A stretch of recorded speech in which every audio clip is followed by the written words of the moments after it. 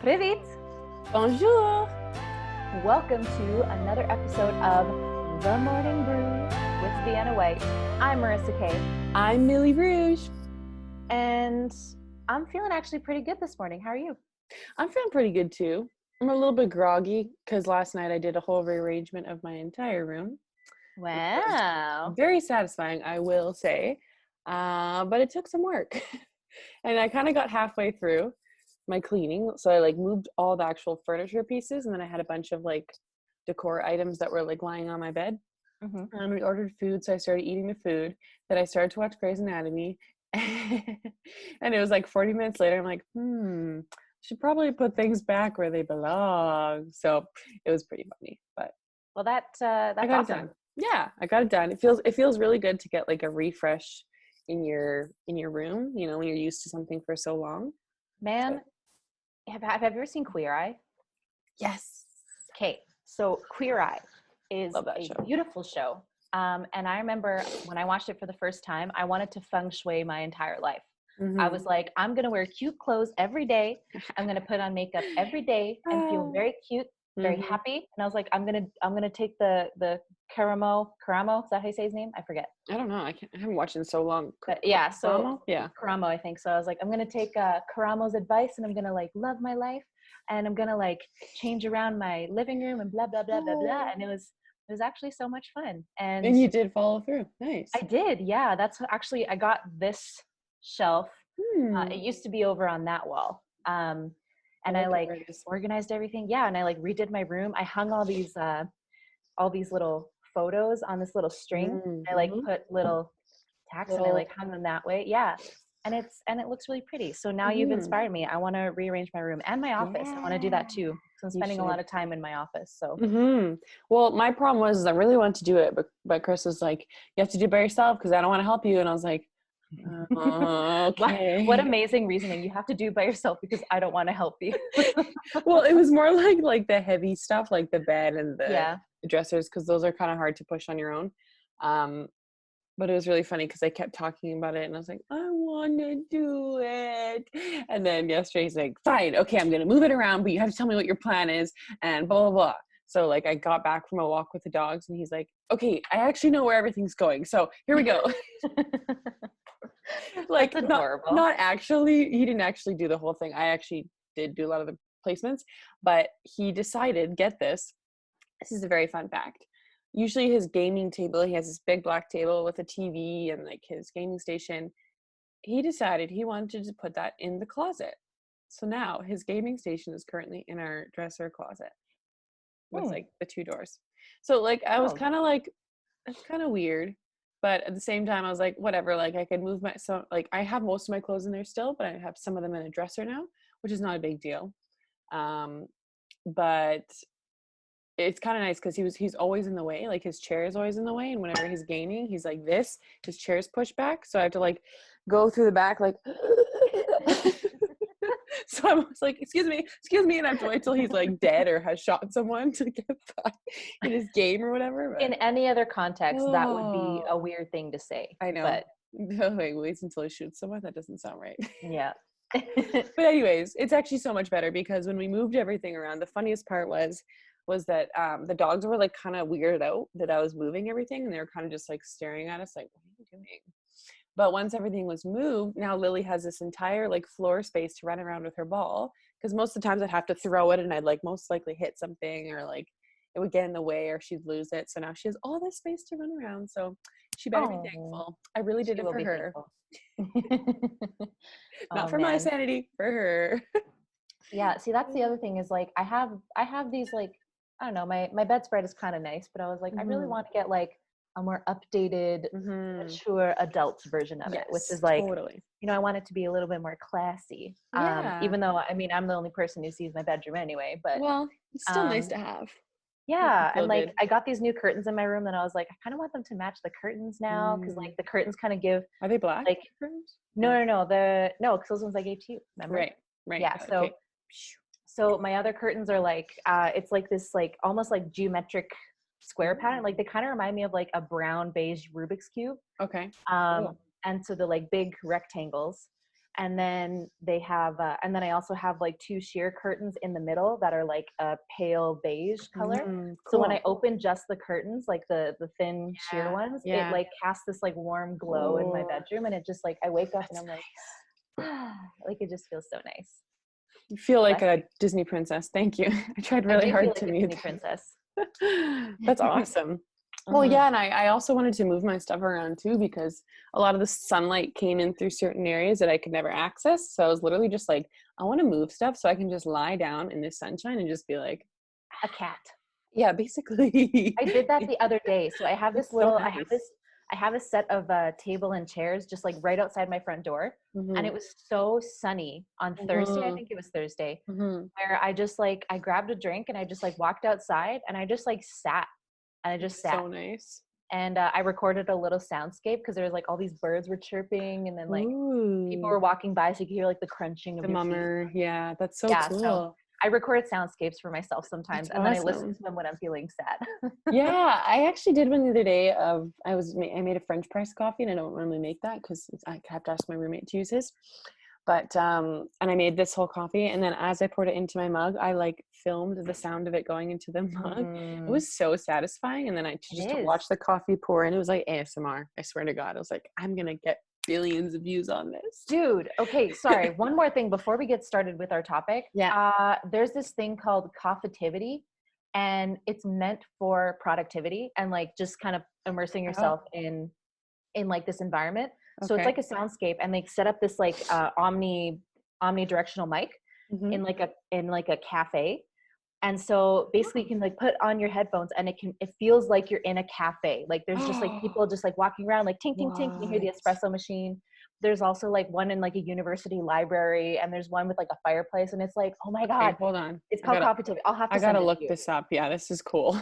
I'll send it to you. I used it all the time in university, and it helped so much with my productivity. Well, like that's all I need when I'm like working or concentrating. I don't want to listen to actual music. I want to listen to like noise, but I don't want to listen to like white noise or with like YouTube and then the ad rolls go by. Yeah. Or just like having to worry about it. Yeah. Yeah. So Coffeetivity is great. You just hit the start button. You can stop it whenever you want.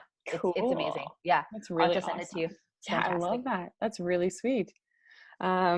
So today's topic, we're actually going to dive into, what's the topic name, Marissa, again? Health issues and the musician. Health issues in the musician. Yeah. Love it. Or basically just like how to keep your job. That sounds weird. We shouldn't call it that, but kind of keep your job by not being sick. Yeah, basically. Just because a lot of musicians, they deal with a lot of health issues that wouldn't normally affect other jobs. Yeah.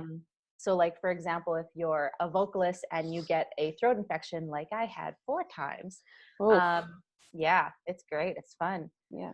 So if you're a vocalist and you get a throat infection, you can't work for weeks.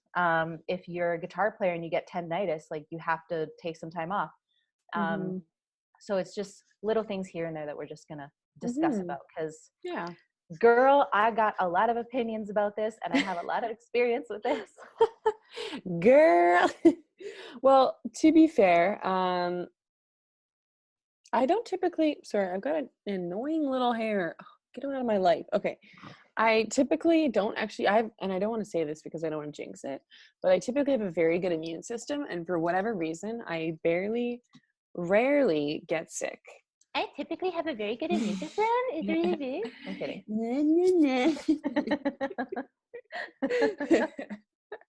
Well, I don't know why, because I'm actually like, I don't want to say I'm an unsanitary person, but I could definitely be a lot better at being sanitary, and I still manage to like escape not getting the common cold, or like I'll throw up every 3 years by actual sickness. I'm not talking about hungover, because that's a different story. That's a different kind of sickness. That's a different kind of sick.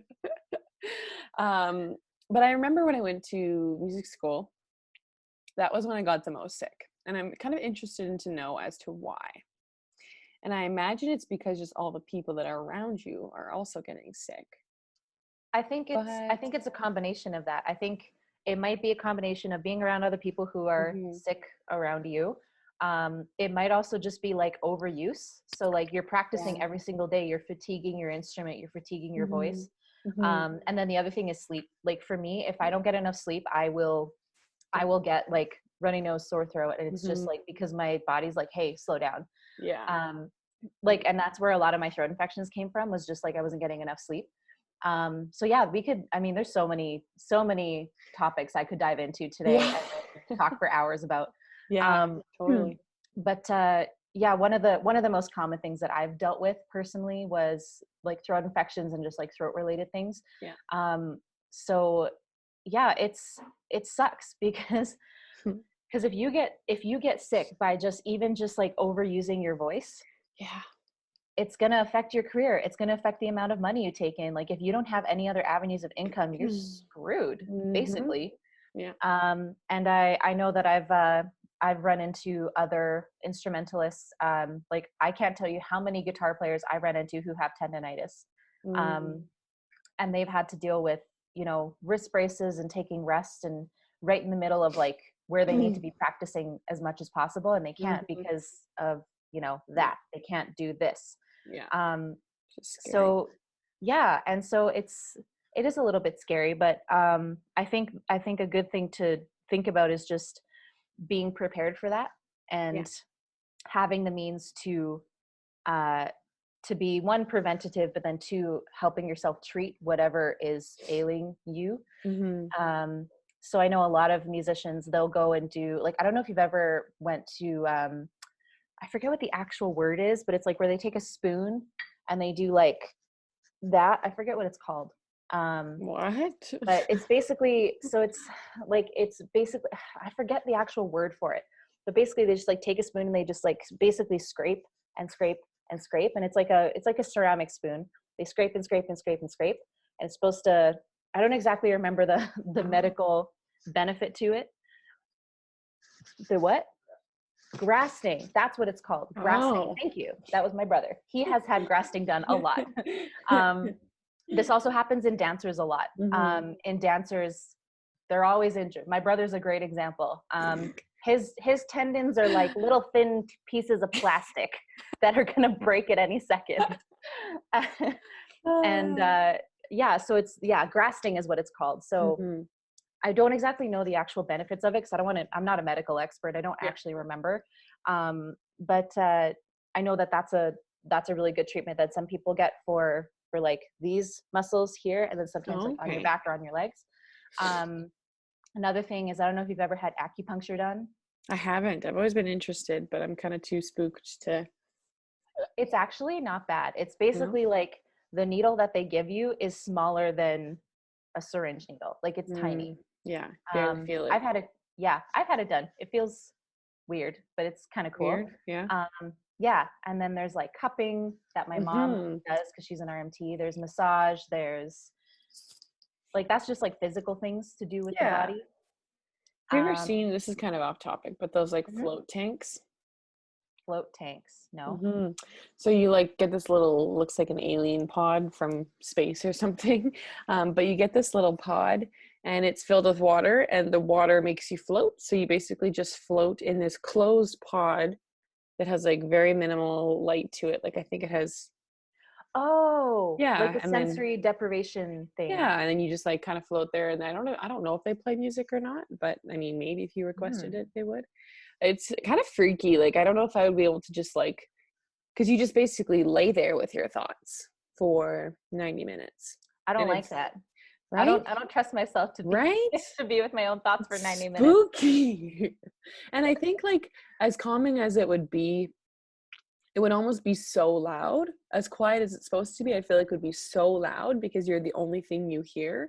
And because it's so dark, your senses are kind of like spiked more, because your body's like trying to like figure out what's going on, like fight or flight kind of thing, right? So I feel like it'd be so freaky. This doesn't really have anything to do with like health, but I mean, it'd be more like the mental health side maybe. Well, I was gonna say, I think the mental health side of it is definitely affects it for sure. Like there's so many avenues we can talk about. We can talk like, there's the physical ailments, there's like the mental health aspect of it, where it's, you often don't get a chance to just sit there and just meditate. I'd be interested to try one of those things though. I I find that oftentimes, this is not just for musicians either, this is just for like everyday people, is like we get too caught up in our lives and to kind of like go, go, go, go, go. Yeah. That we don't actually take the time to sit down and just not do anything and just like live the Bruno Mars life and just not do anything. Yeah. And it's, I guess I kind of forgot how much of a toll that takes until I actually take a second and relax and not do anything. Yeah. And it's in those moments where I realize I'm like, wow, I should do this more often. Yeah, this feels really nice. Yeah. See, my issue with that, when I have in the past tried to take time just to like, just to be as a human being and just to lie down and just to watch TV and not do anything, is I feel a extreme amount of guilt. And I always have this feeling in the back of my mind, like, oh, I could be doing something right now. Like I could be working on this, or I could be finding new things for this. Like, so for me, it's really hard to put that aside. And I mean, in now these current months, it's been obviously a lot easier because things were forced to get canceled and to slow down. But it's really hard when you're working or, you know, living your day-to-day life to just stop completely and not feel guilt. Like, and I imagine a parent would feel this way too. Like, I don't have children, obviously, and you don't either. Mhm. But I think they would feel a lot of guilt if they ever had a moment to themselves to just be like, I'm just gonna like have wine and relax. Like, I feel like they would feel a sense of guilt too, of like, oh, I should spend more time with my kid. Like, I should spend more bonding time. Or, you know, I feel like Yeah. they would have a similar feeling to that. Well, and it's funny because like I'm mostly talking about not even just like the winding down, relaxing. I'm literally just talking about like actually putting aside mental space to just sit somewhere and not do anything. Like not drinking wine, not having a coffee, not watching TV, just like sitting and just not doing anything. And that's really hard for some people. It's really it's like a task. It's hard to do for some people. And I mean, for me, I'm kind of a more type B personality. So I'm like, I mean, I can be type A when I need to, but I'm more type B where I'm like, stop and smell the roses. And then like a type A person will come along and be like, I'm the flower smelling champion. And like they just like can't relax in that way. Like I know there's one person, I won't mention who they are specifically because they will be upset if I if I like air themselves on here. Because I know that they watch these. So first of all, I love you. Second of all, so this person is just that's just kind of like their personality. They have a very hard time just sitting down and relaxing. And half the time when I text them or when I call them, I'm like, hey, why don't you just take a second and just, you know, do something that you like to do? Well, no, I need to do this. I need to clean this. I need to do this. I need to do this. I'm like, yes, do that. But then relax. And they're like, I don't know how. I need to do something. I can't just sit. And I was like, what a way to feel. Like that's exhausting. I know. Listening to that. And it's hard to like, I don't want to say the word like sympathize, but it's hard to reason with people like that because you're trying to your best as someone who's like, a type B more. You're trying your best to like be like, no, it's okay. Like it's hard to justify to them why it's okay, I find. Yeah, well, and it's like you said, it's the guilt thing where it's like you feel like you should have to be constantly doing something. So, but then, you know, it's about finding, if that's the kind of personality that you have, it's about finding something that you can latch onto to help you relax in whatever way that is for you, to take care of your own mental health. So if we're bringing this back around to like musicians, you know, I consider myself kind of an anxious person. And I find that, I think we've touched on this like a couple of times. But I just remember like when we talked about performance anxiety and just different ways for that, we talked about just trying to find a way to latch onto something so that you can calm yourself down in a moment of distress. And it can be hard to find those moments. And I mean, I don't know if I have the answers to what you could do, but well, it's tough for sure. Can you name a time when you think you were like the most sick that you've ever been and how you kind of got through it? Yeah, well, that was probably when I had my first throat infection. And that was just a result of not sleeping, overusing my voice, and eating like crap. Because that's the other health side of it, was just, you know, when you're a university student, nothing matters. It's a lawless place. Yeah. You're working out at 10 p.m. and you're eating nachos at 8 a.m. It's like, it's a lawless place there. Or you're having one of those breakfast boxes with like the tater tots and the eggs, and like I always got mine with tomatoes and green Those onions. are good. I never actually got them, but they look so and good. all the cheese on top. Oh, it's so good. Anyway, right? My love for breakfast boxes. Did you ever use the gym there at this school? I did. Yep. Mm-hmm. I used it. It was always like 10:30, 11 o'clock at night. No one was there, and I had the whole place to myself, and it was amazing. Oh, good. Because a few times I went, there's been people in there, and I'm like, I am never coming here again. This is too small. Yeah. Everyone can see what I'm doing. That's why I went at night, because I was like, no one's here. That's smart. But getting back to what you asked me, so it was at a point where I was not taking care of myself in any sense of the word. Mental health wise, physically wise, sleep wise, everything was a mess. Yeah. And I remember that was the first time I ever went like more than a couple days without coffee. Because I went to the doctor, they swabbed me, and they're like, yeah, you got a throat infection. Like, we can't give you antibiotics, but you know, here's what you got to do. And they're like, take an Advil and you're fine. And like, just rest. And I was like, what do you mean rest? I need to practice. And I guess it's that mental state of just like, go, go, go. Like we talked about before. But even my voice instructor was like, Marissa, we can't do anything until your voice is better. You realize that, right? And I was like, I know.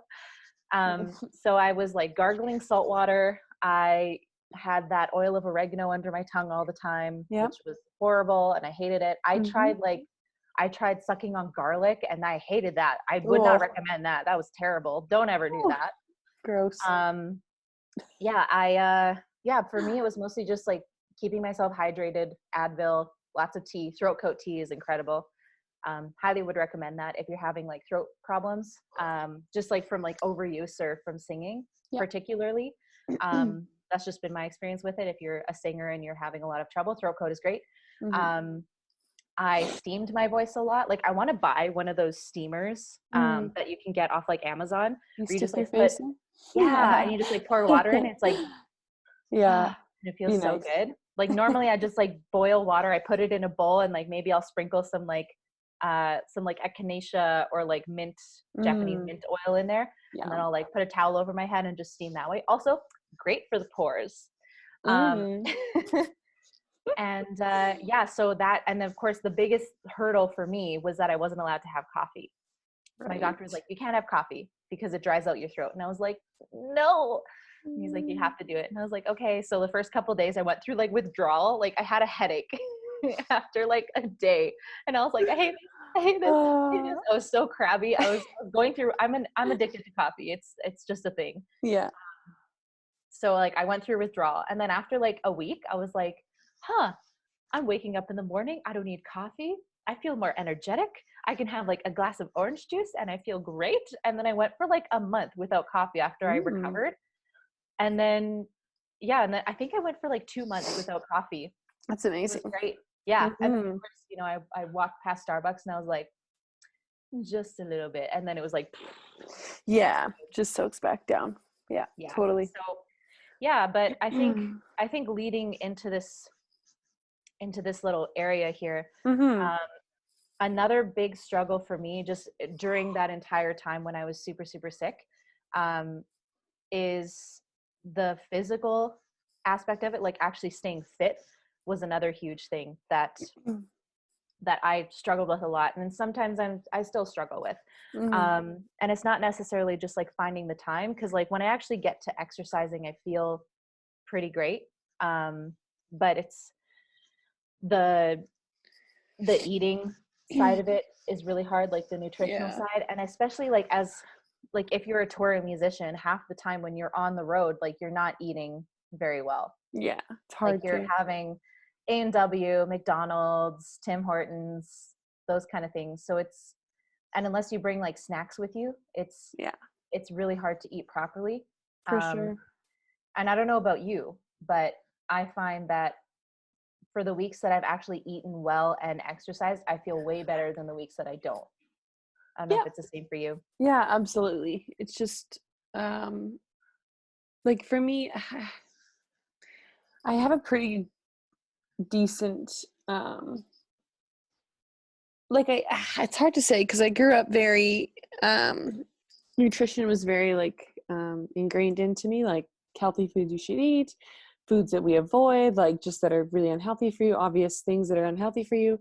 So I grew up a lot of the time like I never had like even like something as simple as like an apple granola bar would be considered like junk food in my house. So a lot of kids when they grow up in their lunch, they get these like average just granola bars. And my mom was like, nope, there's too much sugar, which is actually true. She's still true about that. But so then when I kind of went to live on my own, I had this like, okay, well, I've learned what I should eat and I learned what's good for me. But it was almost like because I hadn't had it in what felt like such a long time, like I'm sure I had it at some points of my life, like I didn't completely avoid it. But because when I was by myself, I was like, well, I have the freedom to get whatever I want. So I kind of feel like I have now obviously developed more of a sweet tooth because I don't want to say like I was deprived or whatever, but just because I had it so much less. So it's good and bad because then I still had those values of like, okay, what I should eat to be healthy. So every now and again, I'll make like a super healthy meal, kind of like you were saying, or like a super healthy kind of like week crunch where I'm like, oh, I'm going to have smoothies for breakfast every day, or I'm going to have salads for lunch that are really clean and whatnot. But then there are those weeks where, yeah, like you're saying, like it's just your nutrition kind of gets like out of control. And it's like you could still be working out, which is great. But if you really want like the best of your workout and the best of your time and not to waste it, you really do have to eat well. But I think it's really hard to eat well.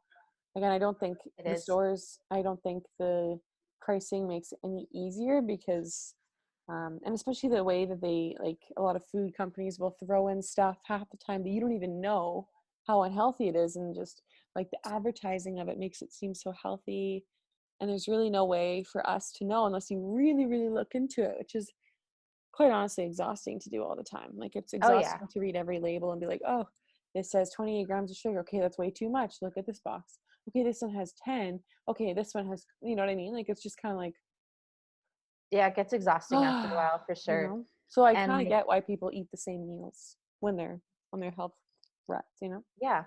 Well, and like the other part of this too is like I don't know if this affects you as much, but I know it affects me. Is making sure that you're eating well and exercising, not just like for your own mental health and mental state, but also for like performing on stage.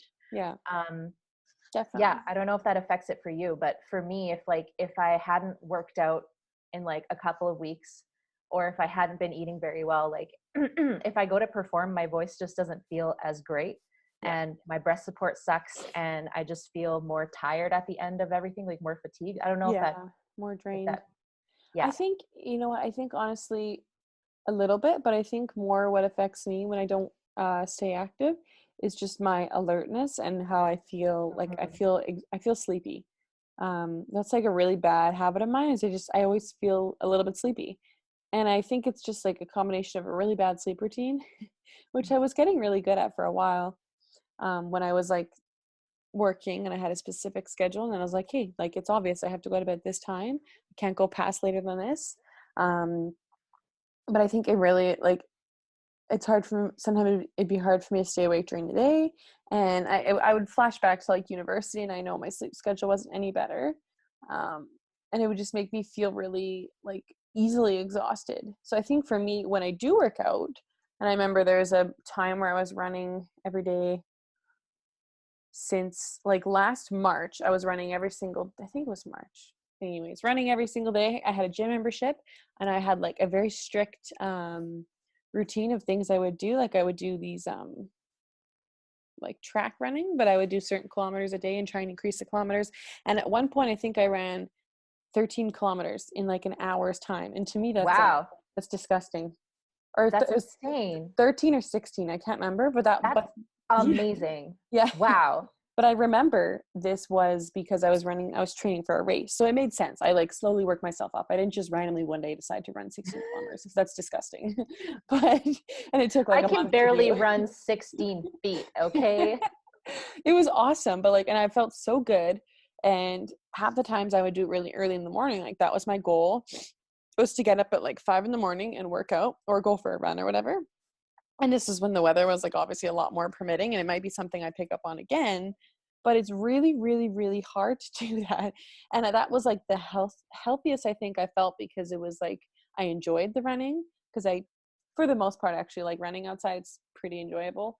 And then yeah, like, and when I would go to work afterwards, I would feel so good, and I would love the food, the healthy food I was eating. Like I would love to have a salad.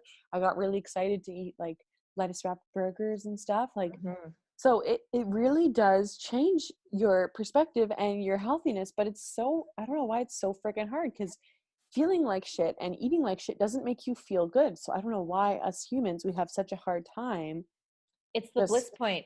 It's the Yeah. bliss point, man. It's like between the sugar and salt, they balance it just enough where you're like, okay, I'll have one more chip. Okay, I'll have one more chip. Okay, one more chip. Yeah, and So hard. that's incredible though. So let me ask you this then. How does it, I don't know if it maybe thought about this at all, but how did that affect your music performance? Like if you were performing during that time, how did it affect that, or just like your professional side, if at all? Yeah, totally. That's a good question, because this was last March. So I don't think I played any live shows, but I know that I was live streaming still at this point. And yeah, I think I stopped doing everything like mid-July, because I went on vacation. And when I came back, I had a really hard time starting back up. And then in September I started working, so it was even more screwed up, and I had to get up so much earlier. So it just went out the window.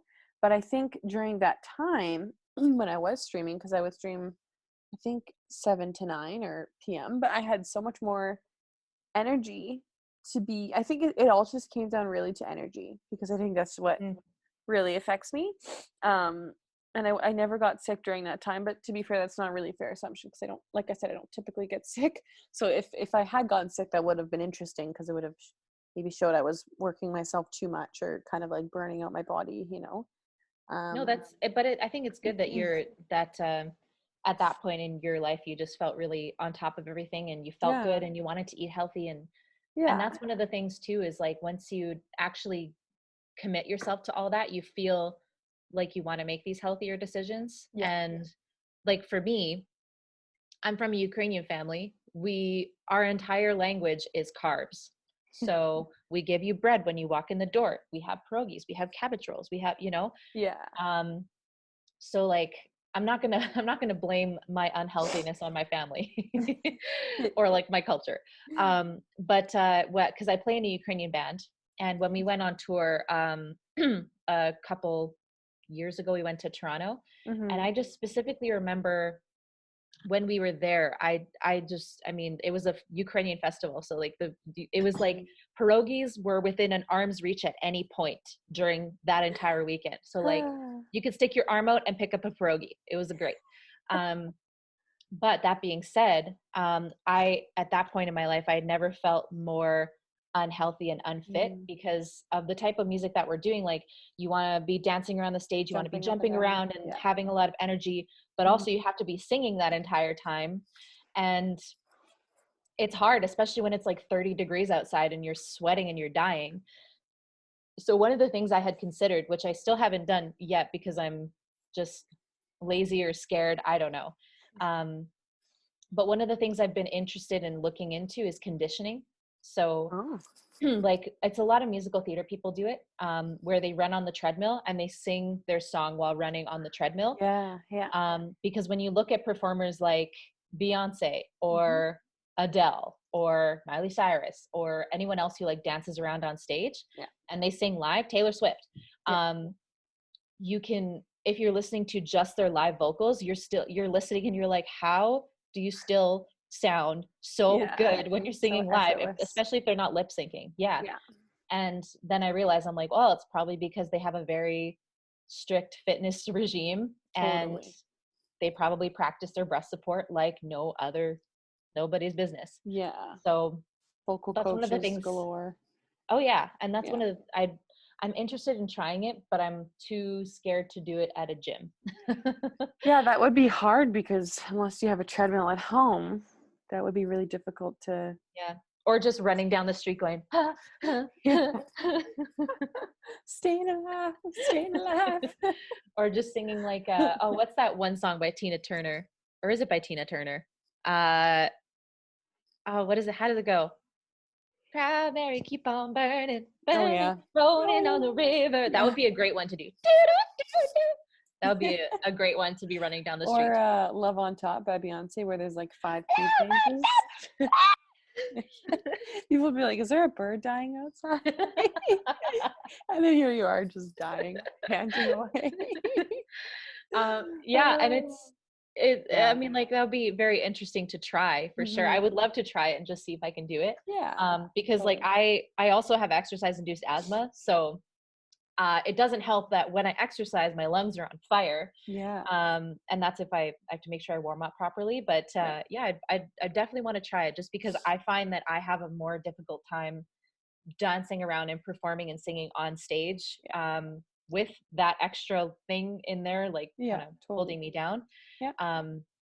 So yeah, it's tricky, but it's, you know, you have to take the necessary precautions to kind of help you perform at your best. And this is like strictly in a performing aspect. I know this can also affect, like, you know, from sitting at a computer all day, you're hunched over in the studio or hunched over your guitar all day, like practicing. Stretching and stuff. Yeah, and actually stretching. I think that's interesting to bring up, like kind of you mentioned like the stretching and also the warming up. Like this can be also vocally and with your hands too, like for piano players and guitar players. I think a lot of people skip that step because they think it's not important. But like with working out or like with dancing, it's the same thing. Like you have to. And I know a lot of artists that do not do it.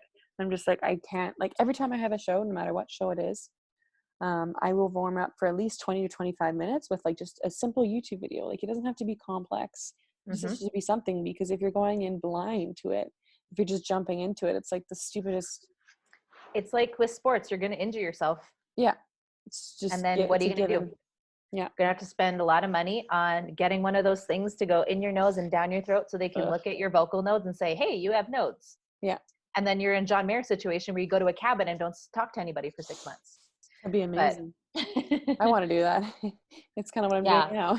And honestly, that's been like one of the things that's actually terrified me as a vocalist was getting vocal notes. So like I had been so hard on myself to make sure that I am working on my technique, making sure I'm singing properly, make sure I'm singing safely, making sure I'm drinking enough water while I'm practicing.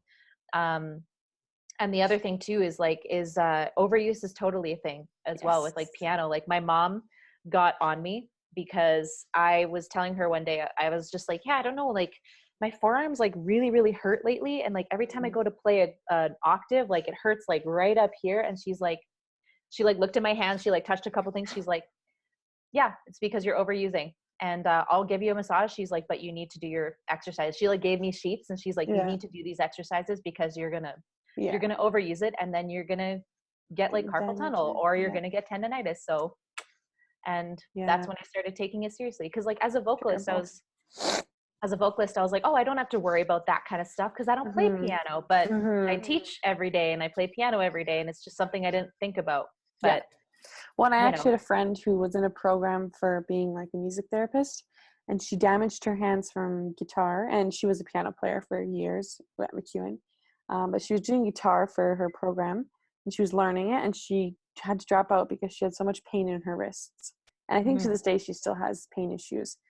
And I mean, she probably did exercise it a bit, but it just goes to show you how serious it can be and how it's not to be taken so lightly. Like, oh, I'll just get a sprain for a week and then it'll be gone. Like it's serious. It's preventative as much as it is treatment. Like you want to avoid treatment, you want to do more preventative measures. So like, you know, I'm not in any way an expert on this, but I took one course about health issues and the musician, but from what I understand, it's taking the time to warm up your body, like your muscles in your arms, in your throat, in your shoulders, in your legs, like everything. because everything's connected. It's Totally. about taking the time to warm it up, to stretch it out, and then also to cool down afterwards. Half the time people forget to actually cool themselves down. Particularly with singing. Like if you just go to sing and then you just stop, I find that my voice feels way crappier after I do that. Whereas if I take a second, I just do a quick like, or I do like, humming. Yeah. If I don't do that afterwards, I get the frog throat and the cracks, and like the next day I'm like, you feel it. Yeah, exactly. Hi guys. Yeah, but where your voice like cuts out. Yeah, no, totally. It makes sense. It totally makes sense. Everybody, that is the time we have for today. My camera's fuzzing out. So thank you guys for watching, and hopefully these kind of tips and advice, I guess, and stories kind of help you to help navigate your own health journey, whether that be with music, dancing, art, creativity, whatever the heck you do. Hopefully it helps. Yeah, make sure you do your research first. Talk to your healthcare provider about any of this stuff, because we are literally just two people talking. So that's what we do best. That is what we do best. Have a great Monday, everybody. We will see you back again tomorrow. Bye. Bye.